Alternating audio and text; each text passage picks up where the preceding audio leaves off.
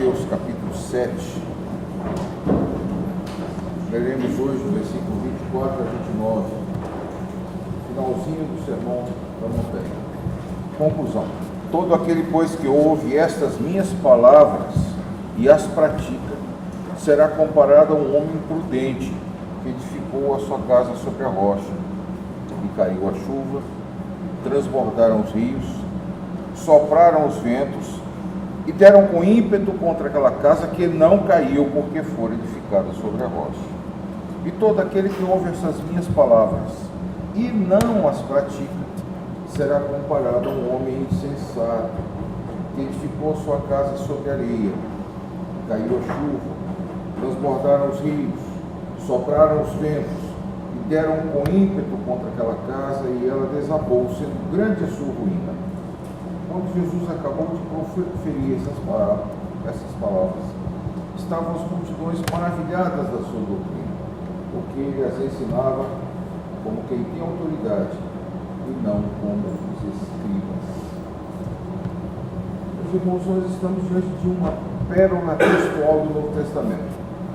É um dos maiores paralelismos que nós encontramos no Novo Testamento. Você pode ver no versículo 24 e no versículo 26, primeira frase: todo aquele que ouve estas minhas palavras. 26, todo aquele que ouve estas minhas palavras. 24, e as pratica. 26, e não as pratica, será comparado a um homem imprudente, será comparado a um homem insensato. 24, que edificou sua casa sobre a rocha.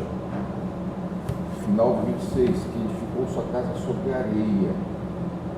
25, e caiu a chuva. 27, e caiu a chuva. 25, transbordaram os rios. 27, transbordaram os rios. 25, sopraram os ventos. 27, sopraram os ventos e deram com ímpeto contra aquela casa. E deram com ímpeto contra aquela casa. 25, que não caiu.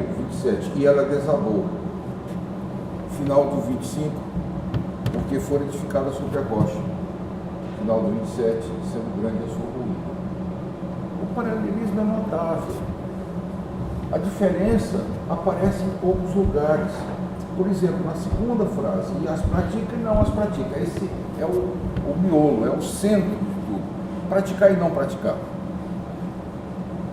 E aparece em alguns cantos, alguns lugares mais. Por exemplo, a terceira frase, comparado a um homem prudente, comparado a um homem insensato. Segundo, terceiro, aliás, edificou sua casa sobre a rocha, edificou sua casa sobre a areia. Lá embaixo, nós tem um paralelismo que não aparece na nossa tradução em português. Quando na primeira casa da rocha diz que as águas deram com ímpeto contra aquela casa, poderia-se dizer que deram com muito ímpeto contra aquela casa, ao passo que a da areia deram com ímpeto contra aquela casa, não tem nenhum aumentativo. A da rocha não caiu, a da areia desabou. A da rocha, a razão de não ter caído foi edificada sobre a rocha. E a da areia expressa, sendo grande a sua ruína. É como se dissesse, não ficou nada. Não ficou nada. É óbvio que o Senhor Jesus está usando comparação. Casa sobre a rocha, casa sobre a areia. E isso estava na mente dos judeus. Edificar sobre a areia não era uma coisa muito boa. É claro, irmãos, que eles conheciam técnicas construtivas para edificar em areia. Antes de Jesus já tinha as pirâmides que foram edificadas sobre areia. É o que hoje a gente chama de fundação em sistema de radier. Naquele tempo eles sabiam fazer isso. Mas a ênfase maior do paralelismo é o seguinte: aquele que escuta as palavras do Senhor e não pratica, está edificando sobre a areia. Ou seja, o problema está em praticar. Mas praticar o quê? O Sermão do Monte. E o que é que o Sermão do Monte diz? Bem, ele começa dizendo que, apesar de os discípulos do Senhor Jesus terem valores muito inferiores, eles choram, eles sentem fome e sede de justiça, eles são misericordiosos, ou seja, eles são os desprezados do mundo. Apesar disso, eles influenciam sem serem influenciados, como o sal e a luz fazem.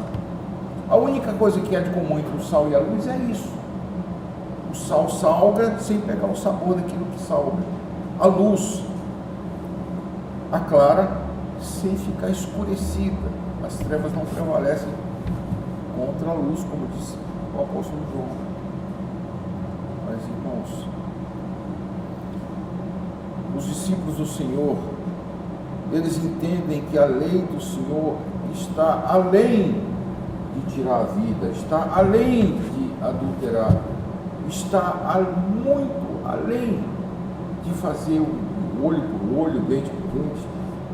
Eles entendem perfeitamente que basta se irar contra o irmão, já quebrou a lei. Basta pensar mal com uma mulher que não seja sua, já adulterou com ela. Então a pergunta é, se a diferença é ouvir as palavras do Senhor, os dois escutam. Um pratica e outro não pratica. Quem de nós consegue praticar perfeitamente uma coisa como essa? Quem de nós consegue exercer as suas devoções, da esmola, orar, jejuar, sem ter o mínimo de vaidade nisso, ou sem querer aparecer para os outros que é mais santo? Quem de nós consegue perfeitamente obedecer às proibições? Não deis aos cães o que é santo, não andeis ansiosos pela vossa vida. Estão entendendo? Quem de nós consegue obedecer às obrigações? Pedir, buscar, bater, entrar pela porta estreita, acautelar-se dos falsos profetas, que são capazes de protestar diante de Deus: fizemos milagres em teu nome.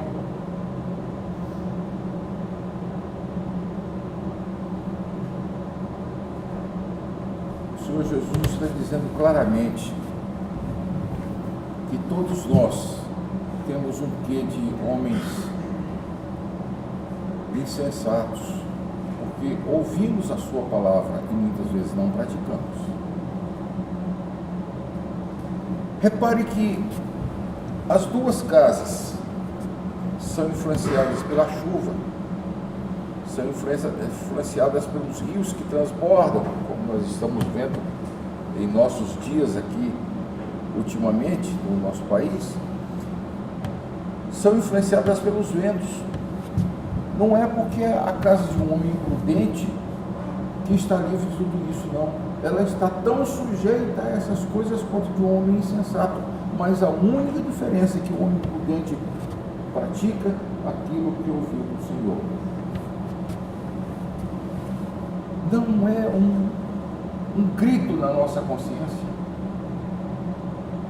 Acaso não está falando para nós seminaristas que vamos ter que explicar isso para nossas ovelhas?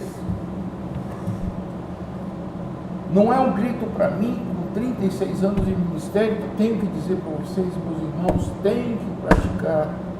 É a diferença entre o homem sensato e o homem prudente. E muitas vezes eu não consigo praticar 1/10 de tudo que o Senhor Jesus manda. O Sermão do Monte, portanto, ele é um sermão desesperador. Ele mostra o quanto nós somos débeis diante de Deus. Ele mostra o quanto nós precisamos de Jesus para cumprir a lei de Deus, para cumprir a vontade de Deus, para viver o que Deus quer que nós vivamos. O Sermão do Monte nos desafia a não nos acomodar e a continuar perseguindo o nosso alvo e nosso ideal. Ele termina dizendo que as multidões ficaram maravilhadas. Não é para menos. O Senhor falava com autoridade. Edersheim diz que os escribas na época de Jesus, os mestres da lei, eles nunca me ensinavam livremente. E o Senhor Jesus ensinava para crianças, para mulheres, para pobres, para ricos, para quem tivesse. Às vezes lotavam tanto que o Senhor Jesus entrava numa canoa, afastava-se da praia para poder falar àqueles que ficavam na praia. Os escribas, os doutores da lei no tempo de Jesus, segundo a deixaram, não faziam isso. E quando tinha uma multidão ansiosa de ouvir o escriba falava baixinho ao ouvido de alguém que proclamava às pessoas, mais ou menos como aquilo que o Senhor Jesus diz: o que vos falo, proclamai nos eirados. Pois bem, meus irmãos, e eles sempre diziam: segundo fulano, segundo ciclano, segundo beltrano, é assim, assim, assim. O Senhor Jesus não fala com o contrário: pedi, buscai, batei, pois tudo que pede, recebe, tudo que busca, encontra, tudo que mais já recebe. Meus irmãos, o sermão do monte é para nós hoje motivo de nós nos colocarmos na presença de Deus